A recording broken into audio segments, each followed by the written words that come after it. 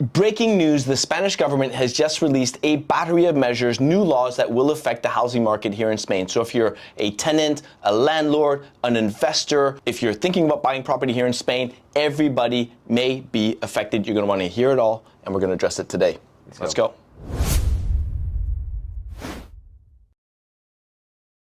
Hey guys, welcome back to the High Homes YouTube channel. Today we're going to be talking about these sweeping measures that the Spanish government has unveiled last night. And boy, here we go again, Kian. I know, so I was scrolling on Instagram and then I saw Elma Saez, which is the portavoz of the Spanish government. She's a spokesperson. And she sort of went out and said, you know, in July, we're going to be approving by decree, which we'll talk about in a moment, a battery of measures that are going to be laws affecting the Spanish real estate market, regulations, and so on. And there's a few things that we don't know the full scope of things, but we do know a few of the big chapters that they're going to be touching on. And you know, for anyone out there right now that, you know, might either be a landlord or is looking to buy, I think it's not a cause of concern because we don't know exactly what these laws are going to sort of, you know, end up being in its entirety. But it's definitely something all buyers and all, you know, people which are interested in Spanish real estate should keep an eye on. Yeah. There's a few chapters. Maybe we can go one by one and talk about. Yeah.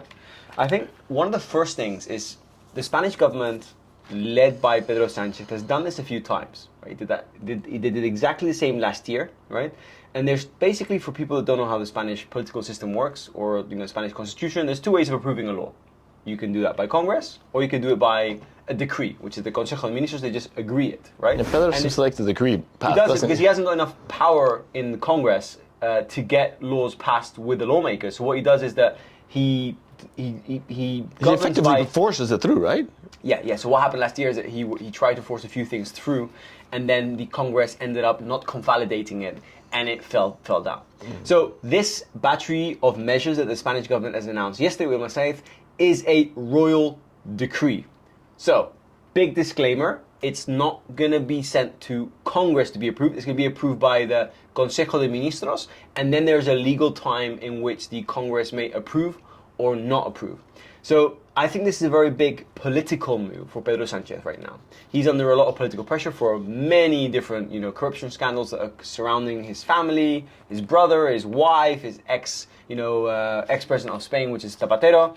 And there's nothing better, you know, for the public eye going, hey, I've got all these things I want to do, some crazy measures. It takes attention away from what's going on. But yeah, what they've said is in July, this is going to be, essentially, it's going to be approved by decree.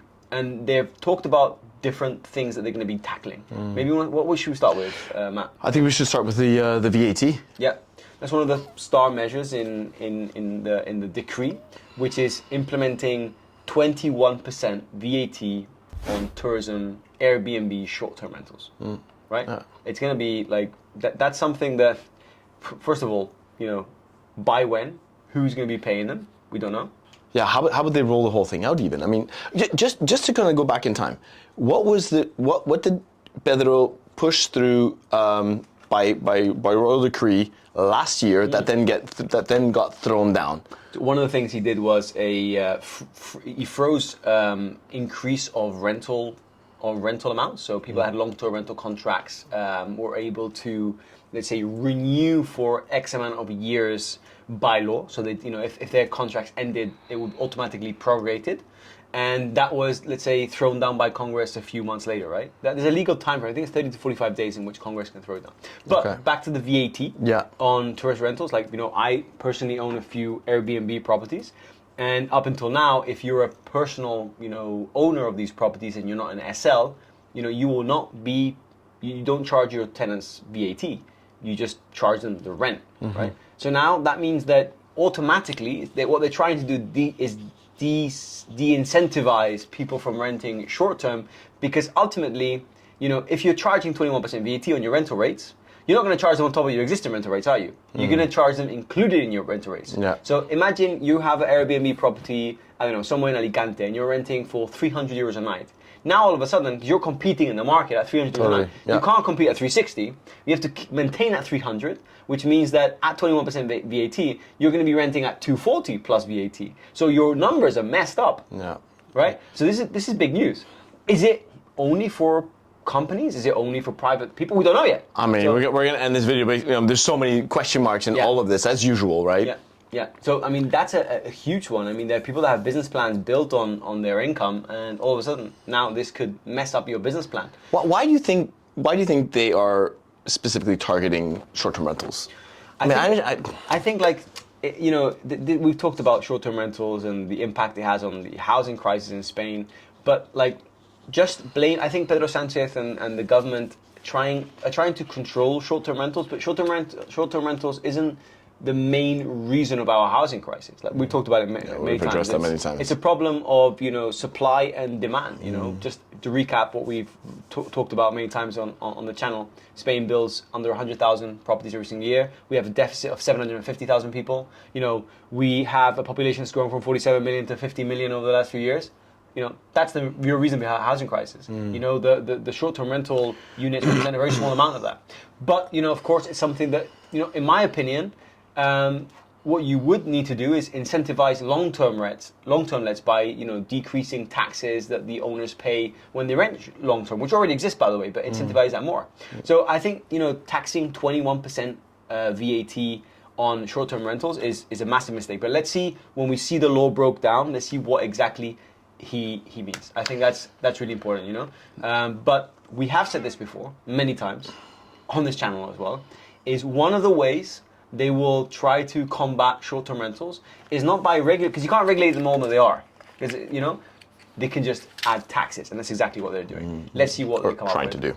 Trying to do exactly. Yeah. Disclaimer. Yeah. Trying to do. So another one of the measures that they're trying to push through is they're talking about extending rental contracts. Tell us what that means and how that affects the property market in general. This is for people that have long-term rental contracts, right? So in Spain, when you sign a long-term rental contract, by law, if it's a long-term contract, it's renewed year by year to a maximum of 5 years. And at the end of the 5 years, the owner can kick you out. Practically. That's how it works in Spain, right? So if you sign a long-term rental contract, you have a commitment of 5 years with your landlord, and the tenant has a commitment of 5 years with the owner. Okay. What is happening in the big cities of Barcelona, Valencia, Madrid is we have hundreds of thousands of contracts which come to an end. For example, this year or at the end of this year, right? And those contracts are priced with the prices of 5 years ago. Yeah. Yeah. In some cases. So there's a shock to the system when, imagine, I'm making this number up, imagine 60,000 people come to renew their contracts and the owners go, okay, we're not renewing because the 5 years is gone, right? If you do want to renew, the new price is no longer what the IPC, which is the inflation sort of index Spain uses to raise rates. Yeah. Now it's going to be 500 euros more a month because that's the market today. Well, that's what the government's trying to do, so basically to halt and make sure that you could literally extend or freeze. We'll see. Let's see how that works out. That's one of the things. I mean, that's very regulatory. It's very regulatory, but also, that affects landlords in a really big way. Yeah, it's very intrusive. It's very intrusive. Yeah. It's very intrusive because the rental rates are marked by the market, right? This is just in Spain we're talking about regulated market, but it's still a free market. You're able to rent and to sell to whoever you want, and by obliging you to renew or to freeze rents, we will see how constitutionally viable it is, because this government again and again and again has consistently promoted laws and agreed on laws that have later been let's say thrown down by constitutional tribunals, Supreme Court. So not only that, but also often going against European laws, for that matter. Exactly. I don't even know how legal it would be. I mean, to be TBD under European law to charge 21% on VAT on short-term rentals. Yeah, that's what I'm wondering as well. I will see. Anything else? What else have they proposed? Or are those the two major sort of pillars of their proposals? That's a big part of it. And then there's another part, which is what they're trying to regulate now, which is alquileres de temporada, right? So people that rent 3-6 months, so like medium-term rentals. Yeah. That's not very regulated, and they've already announced that they're going to be regulating a lot more on the medium-term alquileres temporales. Now, I don't know how they're going to be doing that. I'm really interested to know. For example, in one of our properties, we have someone 6 months for a 6-month let, and it doesn't fall on the long term, it doesn't fall on the short term. It's something in the middle, and that's what they're going to be looking to regulate. So let's see.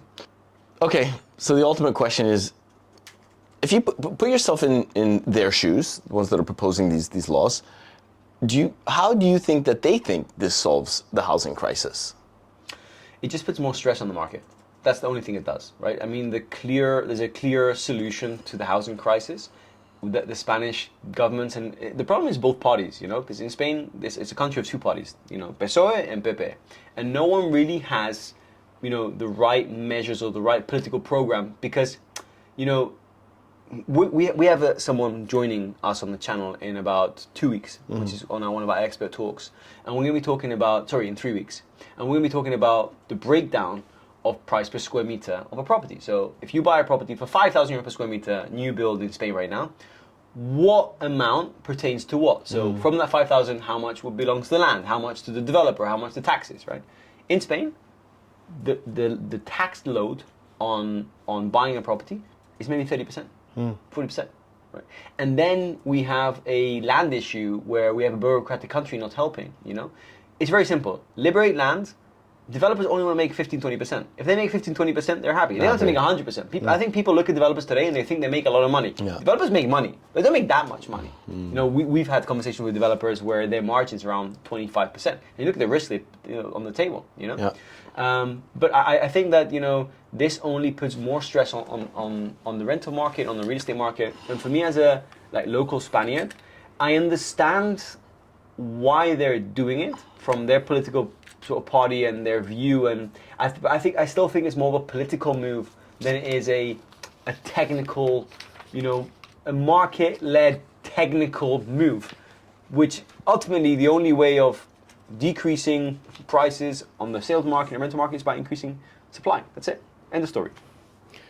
I wonder why they go to so much effort to put these things through when maybe they actually believe that they can get it through. I guess, or is it a question of you throw enough spaghetti at the wall, something is eventually bound to stick? Do you think that that's just almost like a scattergun approach? The problem is that this channel is a real estate channel, and we can't really go too much into politics. Fair enough. But what I will say is I follow Spanish politics very closely, and the Spanish political scenario right now is very unstable for the Partido Socialista. We're looking at elections in 2027, and these are political moves. It's clear. They literally 3 days ago voted a non-confidence. It's a non-binding, non-confidence vote. With the majority of the chamber told Pedro Sánchez didn't trust in his leadership. And instead of resigning, he smiled and clapped. This is true, by the way, right? And this sort of move that we see of, a massive, ambitious, they call it a mega decree, by the way. This housing is a mega decree. It's a political move because they can say, yeah, we did it, but then Congress threw it down. Yeah, Yeah, exactly. And I think that's what they're trying to achieve. It's like, hey, we did try to regulate this, we did try to do this, but hey, and what that will do is eventually help them in their election in 2027, because their voting sort of base will go, oh yeah, but they did try to do something. For those watching, they're property owners or soon-to-be property owners, tenants, but what should they do now? Well, I would say, let me put I put myself in people's shoes, right? If you're buying right now, if you bought a property and you're already running it as a rental investment, there's another thing, by the way, before we talk about that, there's another part of this regulatory mega decree, which we haven't even seen yet. And, for example, I'm just putting it out there, will there be any higher tax for buyers? Pedro Sánchez many times has talked about increasing taxes for foreign buyers. Will he? That's it's in the shadow. We'll see if that creeps out. That creeps out, forget 21% VAT. We'll be talking about something else. That's true. Yeah. But what buyers can do, landlords can do right now is, if you're a buyer, just keep your eyes peeled to every single piece of news that comes out. For example, channels like ours that keep you posted, or just keep your eye on what's going on. And I think that everything's got a silver lining. There's always solutions. To everything. The Spanish real estate market, especially on the coast, they're very strong, they're very mature, and they're very resilient. So whatever is thrown at it, I think it will be fine. It won't be the end of the world. But further than that, looking at the congressional setup of Spain, my bet, if I have to bet on something, on chips on a roulette table, I have to put all my chips on one number. My bet is they'll approve this in July, a few headlines, and within a month and a half, it will be thrown down, and we'll be doing another Costa Insight on what a mess Spain is. Because what would have happened is they'll implement changes that will be effective from day of decree signing, and there will be a lag time of a month where people will be in limbo. The same as happened last time. So I think it's let's wait and see. Let's wait and see. Let's wait and see. Okay, so the big message is Wait and see. don't panic, wait and see. Wait and see. And we'll keep you updated. Yeah, yeah. And I think maybe it's a good moment to ask you guys if you have any questions, for us. Anything that you'd like us to cover in the next Costa Insight. As soon as this is released, we'll be going out and talking about it. Yeah. And yeah, that's really it, no, Matt? That's it. Thanks for tuning in, everyone. Oh yeah, and if you are new to this space, press that subscribe button so you can stay posted with information just like this. And if you did like this video, press that like button. Until next time, guys. Hasta luego.